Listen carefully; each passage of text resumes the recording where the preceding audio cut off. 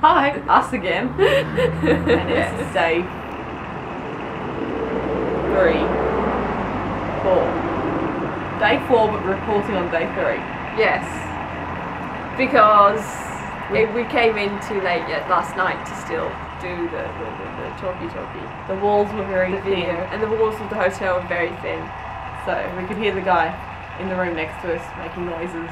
Yeah, so we thought let's not do this at midnight with 2 rooms on either side. So. But yeah, we went to St Kilda, which is the beach resort kind of thing.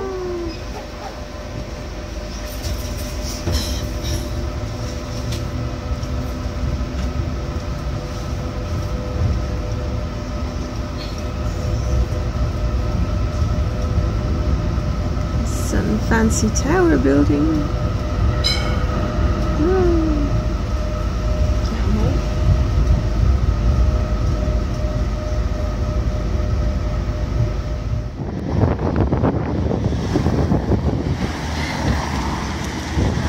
There's lots of pubs and clubs down there now, but back in the day it was all a promenade and a theme park. But it's still quite nice because the promenade is there. It's all quite.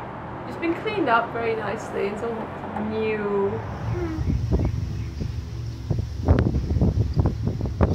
Fancy promenade and everything, of course.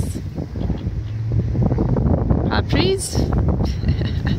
On the promenade along the sea. We do like to be the seaside.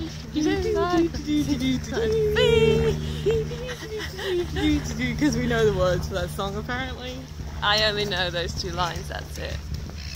Yeah, so I used it as a seascape for a play once many years ago. But You've got the baths and you've got the theatre, which Bexx is a big fan of. The Palais Theatre. Yeah, she tells us a bit about that in the video. Perfect example of Art Deco architecture in Melbourne and Australia. Because our Art Deco period happened a little bit later than when it happened in America, so it's a little bit different. But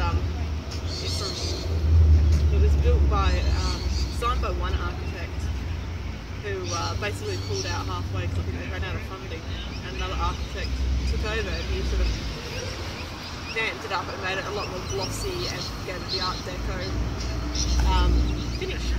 My favourite buildings and inspired me to love buildings. well done. And unfortunately we were here to go to the insane looking park, but it's shut. Mr. Moon.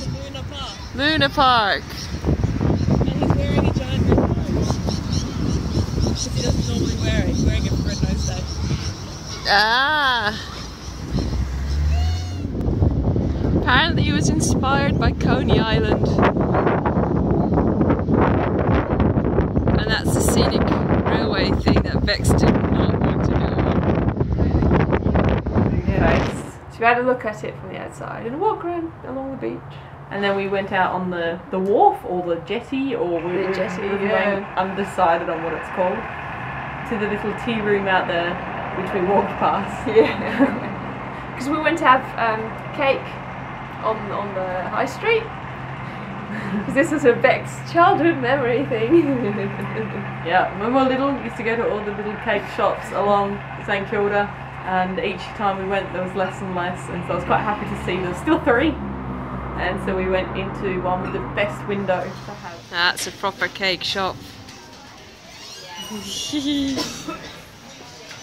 have lunch. We have a pie, and Sam had a cheese wrap that was claimed to be a pie. It was very odd, and my pie was very odd.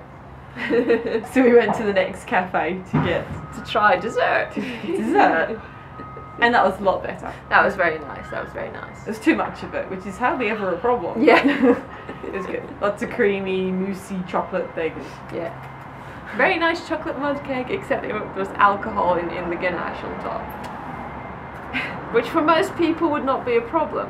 But this one, we caught the tram back in the direction of the city. Yeah, and the we city centre. got out before the river and we had a look around the botanical gardens, which led us to Yes, the Shrine because of they- Remembrance. Exactly, we saw it from the tram. Like, what is that weird building? Oh, we're getting off here. Okay, we're getting off. Jump off the tram. Walk through this park up to what turned out to be the Shrine of Remembrance.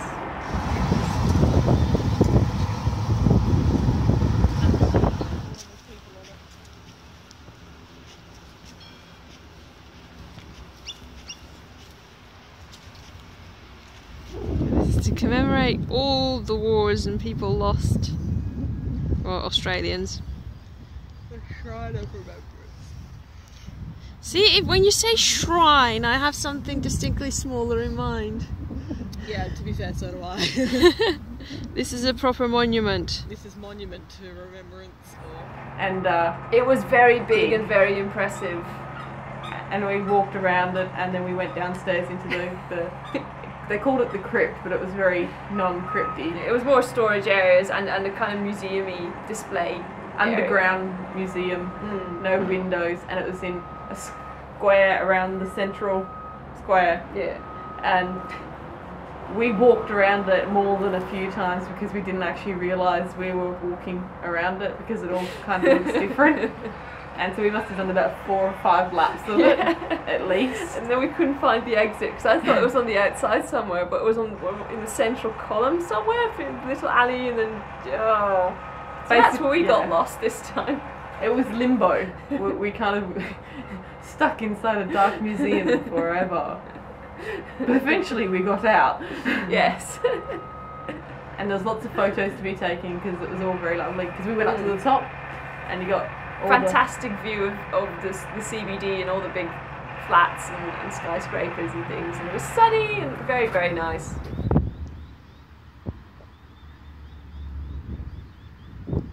very lovely. And then we walked down the tree-lined avenue. There's lots of photos of that. And then we continued walking into the city, and so we went past the National Gallery. Yes. Which is quite posh looking. I wouldn't call it posh, it's just one of those really big, dark grey, very modern, and what did I say at the time? It looks like a building from one of those sci-fi films with totalitarian regimes. If I was going to run a fascist government, that would be my headquarters. Yes.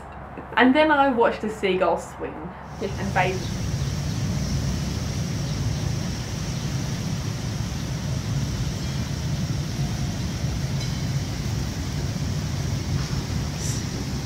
So next to the National Art Gallery, and Bexx watching the birdies. And we went past the Art Centre, which has got some sort of giant spiky telephone tower crossed with the Eiffel Tower crossed with on something top of it. on it, and it's sort of wearing it like a hat. It's very odd.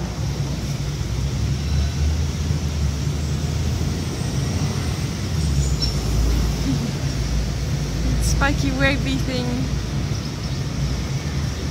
on top of a theatre on the south bank of Melbourne in a very similar style, you know, grey concrete, to the National Theatre on the south bank in London.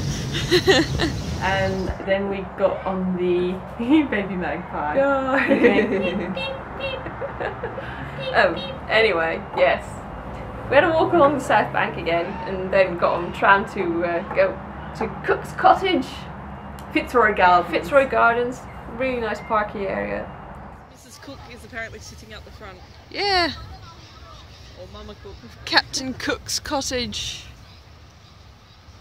It's a really nice park because this is what I said before. This reminds me of the kind of big old parks in England as well. Because all the imported trees, we're walking through dead leaves. In Western Australia, you don't have very many trees that actually drop their leaves. No. Come, you know, autumn, winter. It looks like autumn.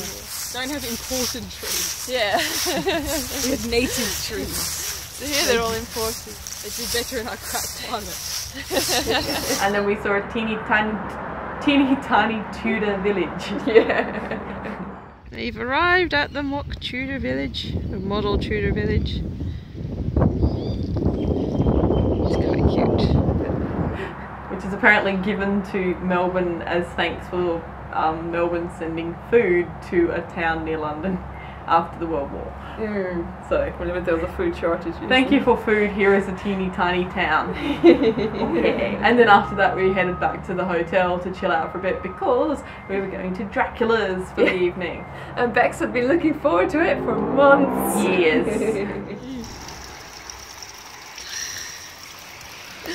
Back to our hotel, which is a really nice building. Because what is this place where we're going? Dracula's, a horror-themed cabaret restaurant. Ooh. And if that's not up my alley, I don't know what is. Could this be it, maybe? Yes. I heard about Dracula's from a friend who went over there when we were about 15, 16, and she brought me a cup, and I still use the cup, and I've wanted to go for years. It's a vampire-themed cabaret restaurant with a horror, sort of tacky horror theme, but it's a rocky horror cross With something very something. glittery. No, because with more people wearing pants. Kinda. People don't wear pants much at Rocky Horror.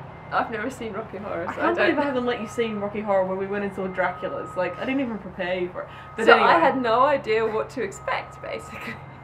and I'm sitting there going, ah. Because then, she got us VIP tickets, and then they led us to this table right near the stage. The stage was literally here. I could touch it, and and some of the air acts, where the aerial acts. Could touch it, and then she's there. Lots of butts in faces. Lots of too close to too many butts, basically. But it was spectacular. It was hilarious. We had to go on a ghost train to get in there, which is the best thing ever. The ghost trains are the lamest thing ever, but fantastic at the same time. And you go past the curtain and you're like, someone's gonna put their hand out, and suddenly they do. And then this gust of wind came and they recorded pictures of us And video of us all when we were going through and they're playing in front of everyone. And on our pictures, me and Sam disgruntled, not even scared, just like, don't touch the hair, don't blow wind on my face. But some other people had some brilliant reactions though. Yeah, some of them were genuinely frightened, and screeching and things, and they were jumping out of corners even in the actual restaurant itself and trying to surprise you and everything. And every time they didn't, I'm like, oh, cool. Not frightened easily. That was brilliant. So All recommended. singing. Recommended. Yeah, go see Dracula's. All singing, all dancing, all the glitter, all the cross-dressing, all the glitter, all the bad jokes, all the bad jokes, all the offending jokes, all the glitter, all the rock music, all the eyeliner, lots of eyeliner, and very, very impressive glittery lipstick. Yeah, it didn't come off. It didn't come off. No, It wasn't on his teeth or anything. Yeah. It was just like, it's amazing. yeah. Anyway, so that was really good. The things we pay attention to during, shows with half-naked people. His lipstick's very good. And where did he buy his shoes from? I can't find shoes that fit me, and yet this bloody 6'3" lanky bastard has got these massive heels on them. Far out. Where do you get your shoes from? Where can I get my shoes from? So that was yesterday. And then we crawled home. Yeah, very tired, very sleepy. And then this morning. No, we're going to do that tonight. So the next episode, which is today, we pick up the van and basically get used to the van. Yes. And drive places. On the next episode, we do a lot of driving and a bucket falls over. Yeah. Stay by for thrills and chills. And wiggle hands, apparently. Follow us on YouTube. Or else. Isn't this when I meant to go, here, click the button.